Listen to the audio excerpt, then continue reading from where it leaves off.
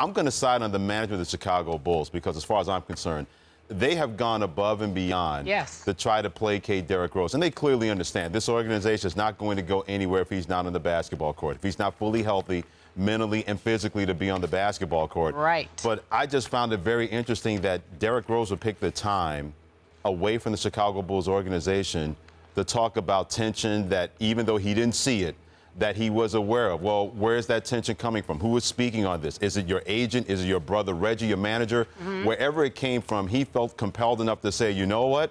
I know that people in this organization. He acknowledged. Yeah, he did acknowledge that. So I'm thinking, if I'm Jerry Reinsdorf, I'm like, okay, if you felt that way, why would you wait to say this in a public forum like this, and you didn't talk to me or Gar Foreman or Jim Paxson, anybody in the Chicago Bulls organization? That's true. So, but if it led to Jerry Reinsdorf getting in touch with his inner Shakespeare to speak on this, you know what? Maybe we need to hear from Jerry Reinsdorf more often. He's a smart man. He is a wordsmith par excellence. Good work out of him. I'm going to side. He might have had some help with that statement. You don't think he just came with that? No, he's capable. He's fully capable. I don't care what kind of help, what kind of script writer he had. Paid that man top dollar, that woman top dollar for that. But I'm going to side the Bulls management here, Skip and Carrie, because why would you wait to have this in a forum like this? If this bothered you, why did you not speak to anybody in the Bulls organization directly? And now Reinsdorf has to respond to something in which he probably didn't even know this happened or was aware of it. And according to him, he was completely blindsided by what Derrick Rose had to say.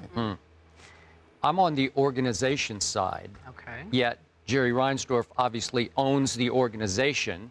And I do know something of what I speak because for a while I was a columnist of the Chicago Tribune.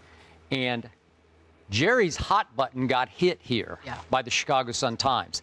He hit a deep red hot button in him, which prompted that explosion that we saw in the statement, because they are back on the cusp of being back in business, because it looks like Derrick is pretty healthy, although he did say after one workout, my one knee was a little sore, which concerned me a little bit, but still, we're hearing all kinds of reports about how explosive he is. So finally, it looks like the Chicago Bulls are on the verge of hope springing eternal again, because you've got the player, you have a former MVP who's played a total of 49 games over the last 3 seasons. But in the Eastern Conference, again, if he's as explosive as he looks with Team USA right now, they got a great shot, man, right? Even though they didn't land, or apparently they're not going to land Kevin Love, but they got a good basketball team, especially if that guy is that guy again. So the organization was correct in having internal misgivings about how they were portrayed by some members of the brother and other insiders with Derrick.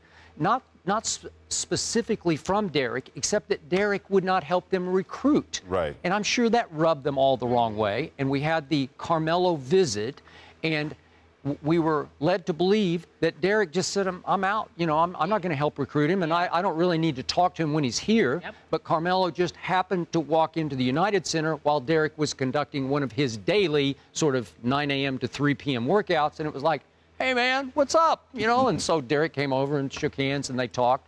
All well and good. But Derrick was not going to go out of his way to go out to dinner with Carmelo the way everybody else in every other city seemed to be going out with. You know, all the senior leaders at all the other places needed to go recruit whomever it was, the big free agent of choice. So in this case, I'm on the organization side.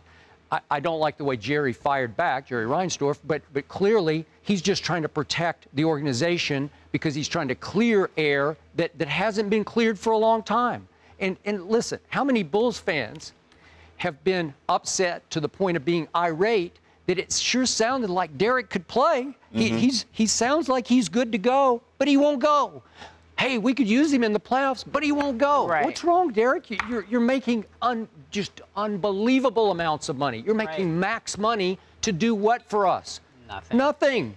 Well, where are you? What's the problem? Why is this dragging on for so long? So I'm sure Bulls fans have some, they're conflicted a little bit here, although their hope is springing again, because it should. I think they could be really good next year if he can stay healthy. Now, at this point, I think we have to ask, can he stay healthy? But that's a whole other issue. Right. Here's the deal with the whole situation with Derrick Rose and his injury. And I'll stand on this. If you feel you're not ready and you have so much to lose and so much to gain, one way or the other. If you feel you're not ready mentally to be out there, you know what? I'm okay with he didn't want to go out there. I know if I'm a Bulls fan, I'm thinking, dude, really? Come on now. You look pretty healthy to me, but we're not in the mind and body of Derrick Rose. So if he felt he didn't want to be out there, that's fine. You made that decision. You got to live with it.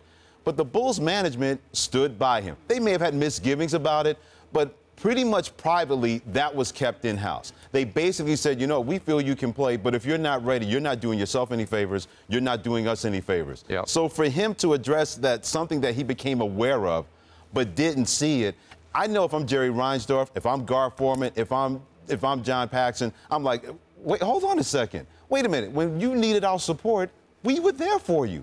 We made sure that we tried to deflect all criticisms because we want you here and we know we can't win without you. And Skip, to your point, now you got a Pau Gasol on this basketball team who's going to show him, hey, Derrick, this is how we did with the Los Angeles Lakers. He's going to feed off of that information. He still is one of the best coaches in the NBA, and Tom Thibodeau. I agree. So why would you bring tension that had nothing to do with those guys, nothing to do with this organization? So now they got to deal with that distraction because you were aware of something, but you didn't see it if you were Derrick Rose. So Jerry Reinsdorf's statement, this is totally without basis or fact. That sentence is totally without basis or fact. Am I right? That's not accurate. That's very fair because he's going based on something that Derrick Rose heard. And so he's going to make sure he's going to, like you said, Skip, he's going to protect this organization. He's going to circle the wagon and say, you know what, that's not how we do things. So